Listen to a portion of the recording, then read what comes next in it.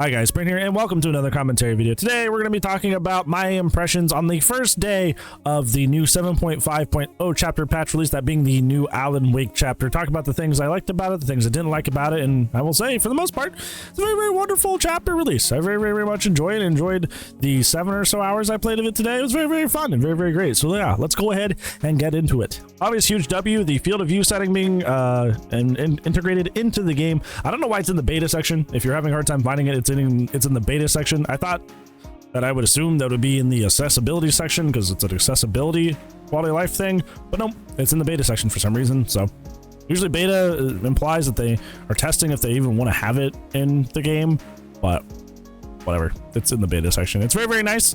Obviously, a lot of people have clamored for a long time that Shadowborn being a perk to give field of view adjustment is kind of weird because it's just an accessibility thing, so why lock it behind a perk slot? Now it's no longer a thing, and it's great. I love it a lot. That's it. There's nothing else. This is great. It's amazing. Just positive, no negative. Woo!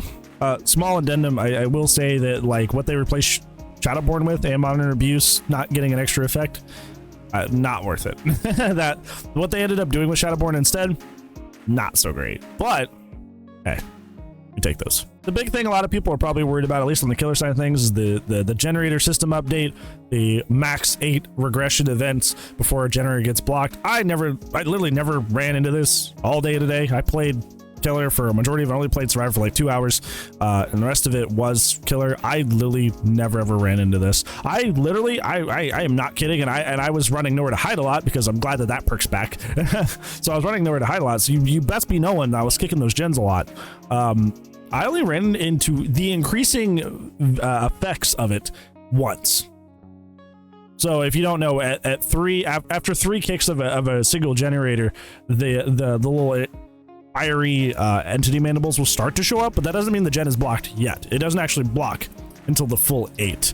So I only saw the mandibles begin to appear like once or twice. I think it was 2 times. There was one on a Dead Dom match and one in a Norman match. And that was it. I never even got remotely close to having 8 regression events. Not even close. And that's what I said to a lot of people that are kind of like doom and glooming about this one, is like, unless you're like just kicking a lot to get something like nowhere to hide value, or like a really, really weak regression perk like Overcharge or Call of Brian, like, you're realistically not going to be kicking a gen 8 times, a singular gen 8 times for like any reason. So this really only affects the people that are trying to hold down a 3 gen. So that is the point of the system. So yeah. Also, a really, really nice part of this that I enjoyed a lot, that I didn't realize I would enjoy a lot, is that gen tapping, taking a lot of extra time for that extra 5%, is really wonderful. It is really, really nice. It's I don't know, it's just wonderful to not have a survivor just go tap a gen the moment I leave it, and then everything I just did is done away with. You have to sit there a little while to stop the regression from happening. So whether that be from a pain res, from a pop goes the weasel, like them having to work harder to tap that gen feels nice. It's just a nice little quality of life change to killer in general. So yeah, Alan Wake is cool and neat. His model is great, although his extra skins are not coming out until the 6th, so it is coming soon. So if you wanted Rose or his American Nightmare skin, those are still coming, just later down the line. But model looks great. I like the skins he released with. The perks, Champion Elite is something that a lot of killers seem to be like doom and glooming about and super afraid of. The thing with this is that the cooldown makes it fine, because a lot of people are like, well, it's super easy to blind the killer and get the 20% hindered if all they do is just pallet stun me and go for a flashlight. True, but they can only do this once every 60 seconds. They can only do it once every minute. So realistically, you're only getting that 20% hindered once, and then you're fine. So you're really only dealing with this like once a chase, if that, and the amount of distance they get off of it is not really a lot, especially considering how many killers have like movement options in Dead by Daylight. Like, you're really not gonna feel this too much. And that's where it should be. It should be something that's kind of like vaguely helpful, pretty all right, but not something that's like winning your matches or winning chases. It kind of sits in a very, very comfortable and good spot. If you're already bringing a flashlight every single game anyways, you might as well bring it, because you're going to be getting value out of it.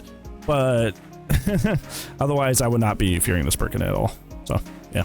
Boon Illumination was actually kind of surprisingly good, because here's how. Boon Illumination I looked at initially and I was like, okay, this perk's not going to be very helpful unless you bring it with another boon totem.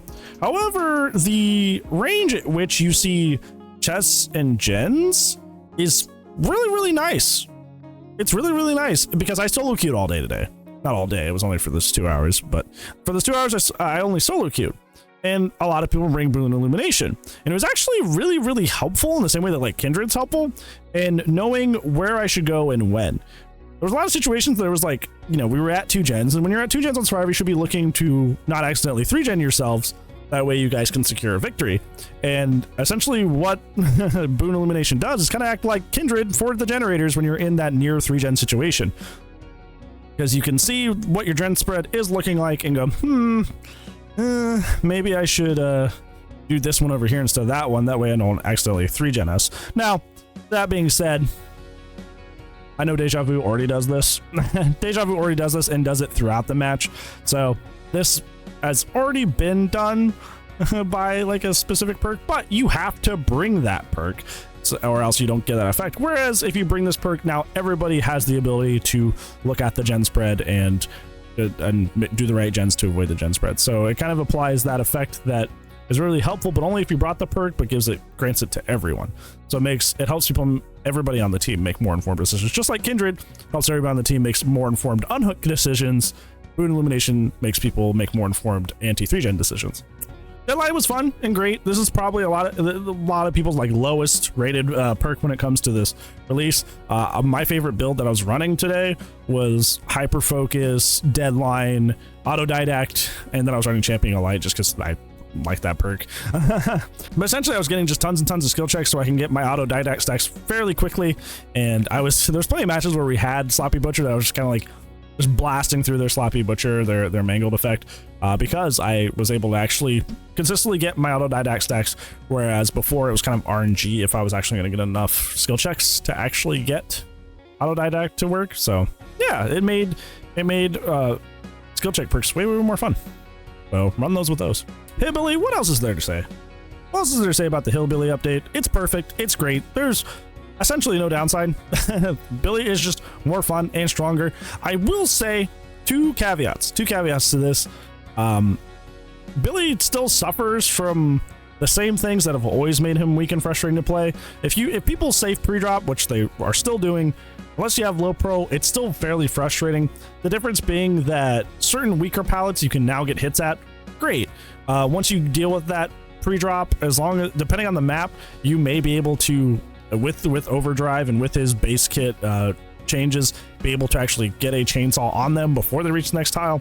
So he still deals with the same issues he's always had as a character. They're just way less severe. So you're still going to get a lot of matches where people are just running roughshod, pre-dropping pallets, playing super safe, and you're going to get frustrated still. That is still going to be a thing, but like I said, your situations outside of that are so much stronger that it's going to be fine. You are going to be fine. This character went from being like low B, high C to like a very solid high B tier, if not low A tier character, which is great. It's wonderful. The second caveat is that I've already heard tons of people say that Billy is now overtuned and Billy is now slightly too strong, needs to be nerfed again. And it's like, first off, it's been a day. It's literally been a day, everybody. Relax. Second, I played against Billy's for most of those 2 hours that I played Survivor today.